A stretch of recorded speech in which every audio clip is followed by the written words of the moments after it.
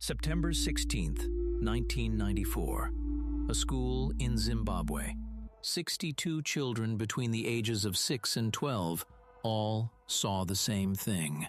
They drew it, independently, and 30 years later, not one of them has changed their story. Ariel School. A private school outside Ruwa, a small farming town about 20 kilometers southeast of Harare. Mid-morning break. The teachers are all inside in a meeting. The kids are on the playground, alone, and then something comes down. A silver craft, disc-shaped, descends from the sky and lands in the bush just beyond the schoolyard. Some of the children say there were 2 smaller objects alongside it.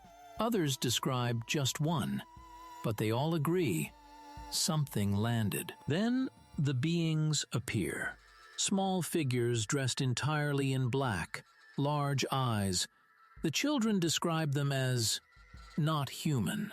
Some say the beings moved in a strange, slow way, almost floating. One child described them as running, then suddenly being in a different spot, as if they skipped through space. And here's where it gets strange. Several of the children, independently, in separate interviews, said the beings communicated with them, not with words, telepathically. And the message? It was about the environment, that we're destroying the earth, that technology is dangerous, that we need to stop. 62 children, ages 6 to 12, telling the same story, drawing the same craft, describing the same beings, delivering the same message, without coordinating, without time to make it up. The entire encounter lasted 15 minutes. Cynthia Hind, a local UFO researcher, visited the school 4 days later. She asked the children to draw what they saw. 71 drawings survived. They are remarkably consistent. Disc shape, landing legs, small dark figures with enormous eyes. Then Harvard got involved.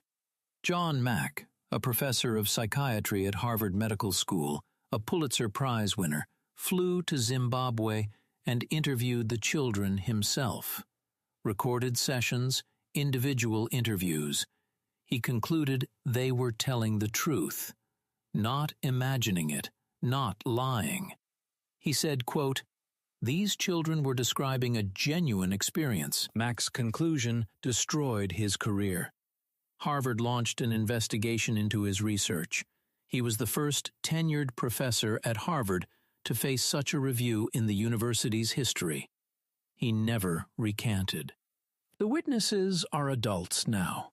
They've been re-interviewed by the BBC, by documentarians, by researchers. Their stories haven't changed.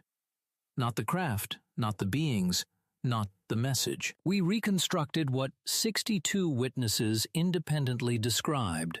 Based on their drawings, their interviews, and their testimony, this is what landed outside Ariel School on a Tuesday morning in 1994. 62 witnesses, 71 drawings, one Harvard psychiatrist who bet his career on them. Where is everybody? Maybe they already came.